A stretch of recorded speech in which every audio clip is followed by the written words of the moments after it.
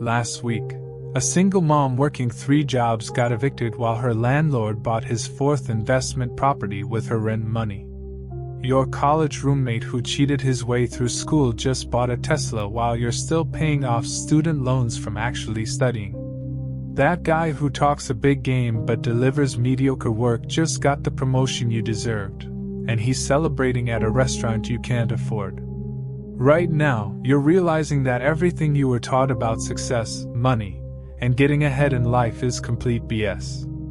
The game is rigged, and while you've been playing fair, everyone else learned the cheat codes.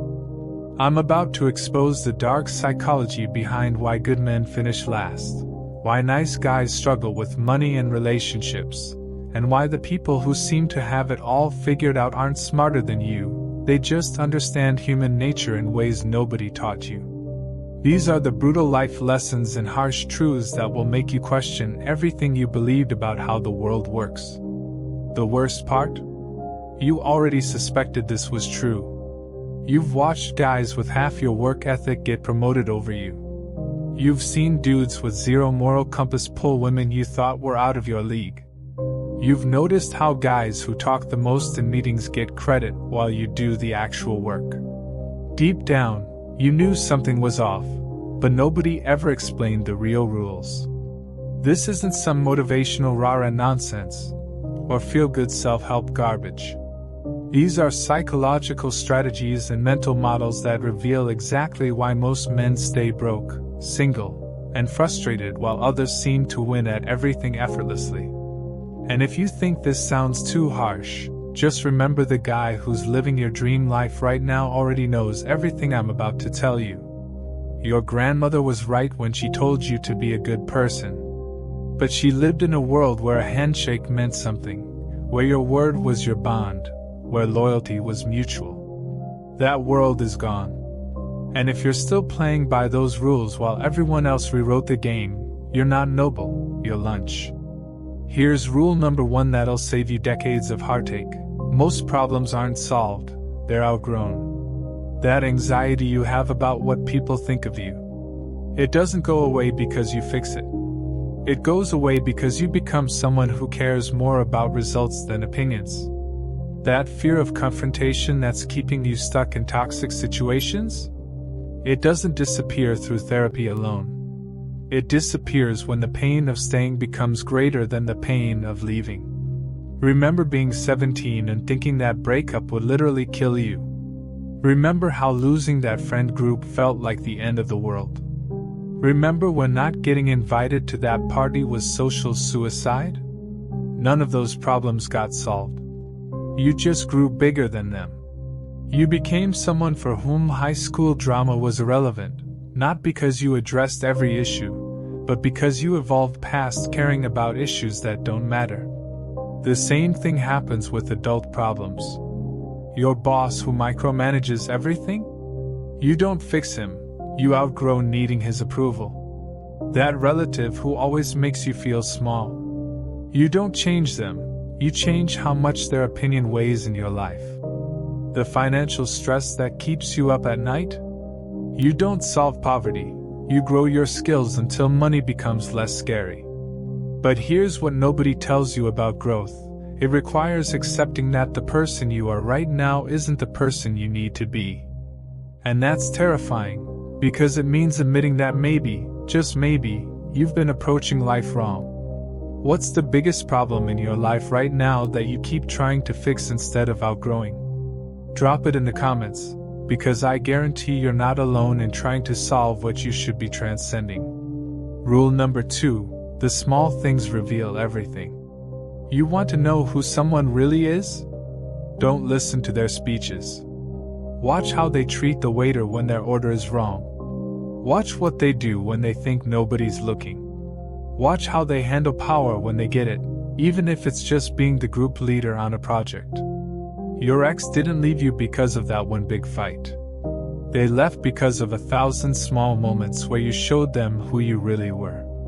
The way you dismissed their concerns.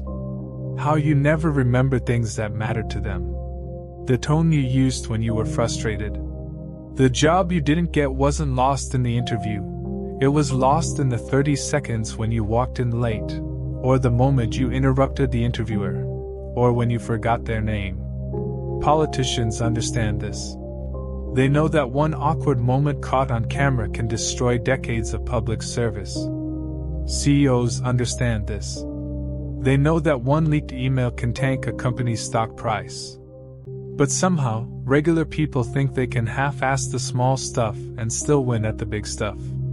Your marriage isn't failing because of major incompatibility. It's failing because you stopped saying thank you for dinner. You stopped asking about their day. You stopped noticing when they got a haircut. Love doesn't die in dramatic moments. It dies in the accumulated weight of tiny moments where you chose convenience over connection. Your kids don't respect you because you failed as a parent. They don't respect you because you were on your phone every time they wanted to show you something. Success isn't built on grand gestures. It's built on showing up consistently for the moments that don't feel important until they're gone. Rule number 3. The system was never designed for your happiness. Half the rules you follow every day were written by people who will never meet you, for problems you don't have, in situations you'll never face. The 40-hour work week? Created for factory workers in the 1920s. Your school system? Designed to create obedient factory workers, not creative thinkers. Most of our social norms? Written by people who are long dead for a world that no longer exists. So yeah, sometimes the smartest move is to cheat, not by screwing people over, but by refusing to let outdated systems waste your life. That bureaucrat who tells you to wait 6 months for approval? They get paid whether you succeed or fail. That policy that makes no sense? It was written by someone whose biggest concern was covering their ass, not helping you win. Freedom doesn't come from permission slips. It comes from understanding that most rules are suggestions enforced by people who are just as confused as you are. The entrepreneur who starts a business without waiting for perfect credit isn't reckless. They understand that the system rewards action, not preparation. The person who asks for forgiveness instead of permission isn't unethical, they're efficient.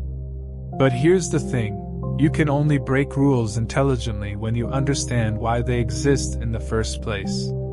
Don't cheat the system out of laziness or entitlement. Cheat it out of wisdom and urgency, because your dreams have an expiration date and bureaucracy doesn't care.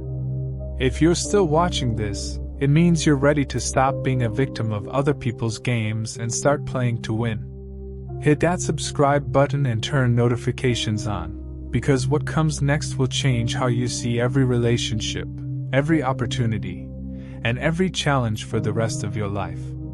Rule number 4. People are mirrors you didn't ask for. That coworker who drives you insane because they're always taking credit for other people's work? Look closer.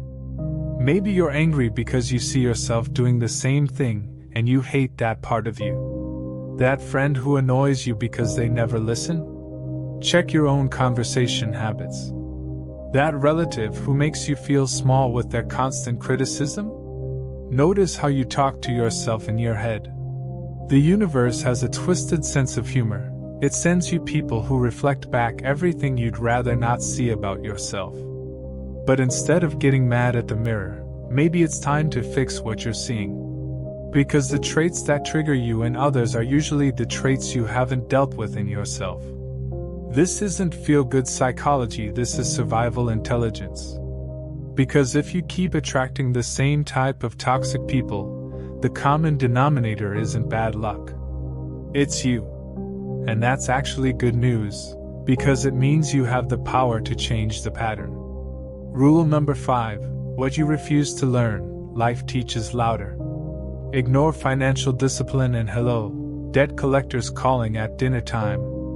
Ignore red flags in relationships and watch life send you the same person in different bodies until you finally get it. Skip learning how to set boundaries and enjoy being everyone's doormat until you snap. Life is a patient teacher, but it's not a pushover. It will repeat the same lesson in increasingly uncomfortable ways until you pay attention. That's not punishment, that's curriculum. The people who seem to have bad luck actually have bad pattern recognition. They keep making the same mistakes and calling it coincidence. Your current problems aren't happening to you, they're happening for you. They're trying to teach you something you need to know to get to the next level. But you can either learn it easy or learn it hard.